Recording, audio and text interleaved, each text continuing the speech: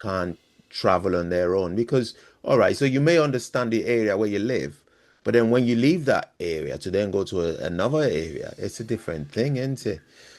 So Mm. yeah, it is true. Sadly, yeah. Yeah, I mean, I think I get the feeling that more women are happy to go, for example, to the cinema or theatre on their own sometimes, Well, even go absolutely. off on a holiday on their own. I think Yeah, it is absolutely. gradually changing, but as you say, Yeah, I think being careful is the watchword. But as yeah. it is for men on their own as well, I guess. Mm. Anybody can be vulnerable. Oh I was yeah. reading a Oh, yeah. story the other day of quite an interesting story that happened. I think it was a couple of years ago. There was a guy who'd had previous convictions. He was drunk and he out on the town in the town looking for trouble. And a fellow and his dad, the chap was in his 30s, I think, and his father, they just come out of a pub somewhere, perfectly fine. This guy went up to the son, no provocation, and he just punched him. And he fell over, hit his head. Long story short, he died. Oh, And this fella got about 4 years for manslaughter, which didn't seem that long, but there we are. Anyway, mm. the crux of the point is that the parents, excuse me, the parents have forgiven this guy. They had a restorative justice meeting with him. He agreed to do that, the prisoner, so that the parents could express what they felt about the loss of their son. It was Mm. unprovoked and so on. And they, it seems hard to believe, but they became the best of friends. Oh, They still talk to this person. He's turned his life around, by all accounts, reading this story. He mm. now works with youngsters, trying to steer them away from too much drink and drugs and so on. So all credit to him for that. But it Mm. was interesting in a lot of the comments on this story. A lot of people said, well, you know, good for them, the parents, but I could never do that because you'd feel you were betraying your son who was killed. But anyway, that's going off subject. But Mm. yeah, there's risks for everybody, really, as that story illustrates. So we just have to Yeah. be particularly careful, don't we? Careful. Yeah. Yeah. Okay, so women, they say they can't run as far as boys. Well, that kind of goes against what we saw just now, which said they have a greater lung capacity. But one element of that, which I've always been quite intrigued about, with tennis, for example, with the four Grand Slams, which are Wimbledon, the US, France, and Australia, the sets for men is the best of five. In Right. all the other competitions, they're the best of three for everybody. But in the Grand Slams, for women, it's still the best of three.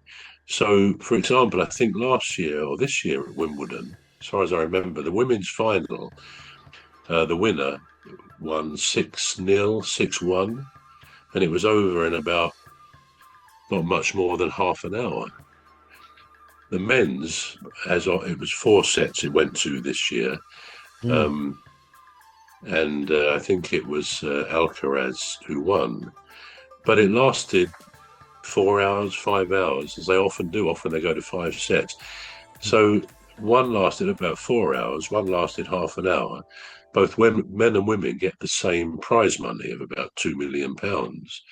Now, that always seems a little bit strange, and I'm not saying women shouldn't have equal prize money. Previous tennis players, women have campaigned for that and that they felt it was only fair. But the bit about that which surprises me, really, and it touches on our subjects of women, Mm. is women have advanced a long way, quite rightly, into equality with the male, and why it wasn't like that before is anybody's guess. But you would think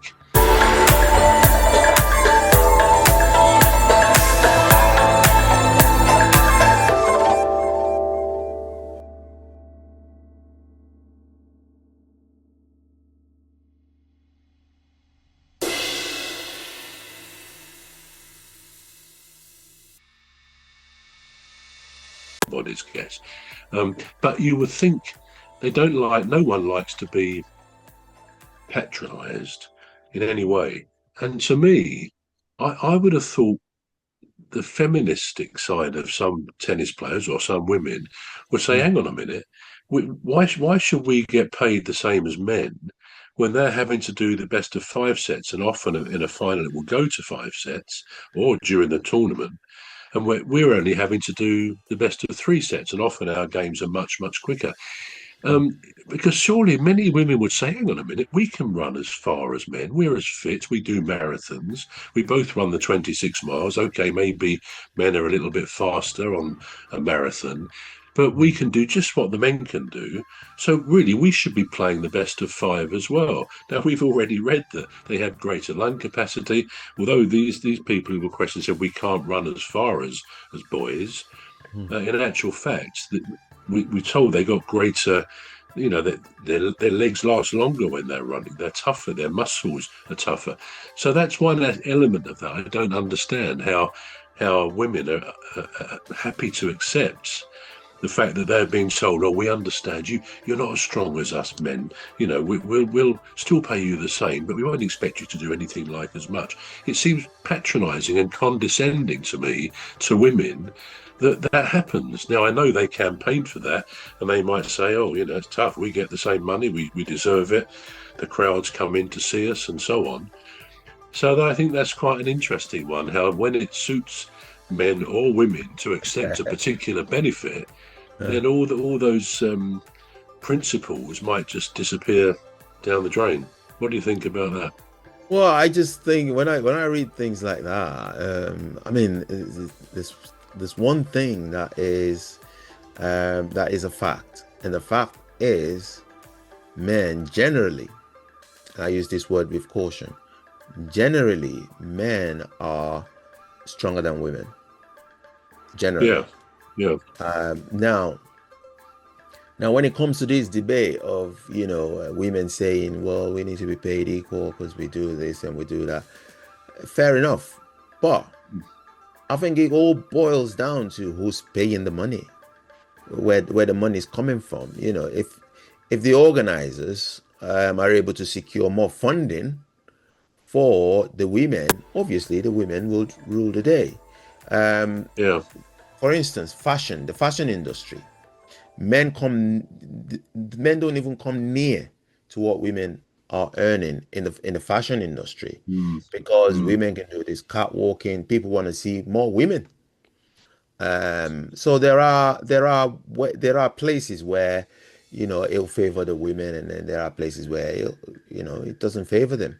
When it gets physical, like a physical sports, mm.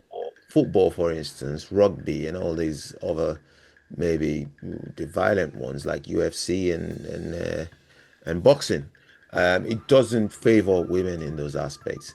But when it comes to advertising something, say for instance, I would actually prefer to see more women advertising stuff to me.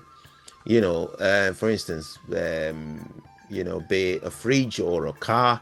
If I see a man trying to sell me a car, well, there's no sex appeal there. There's nothing there.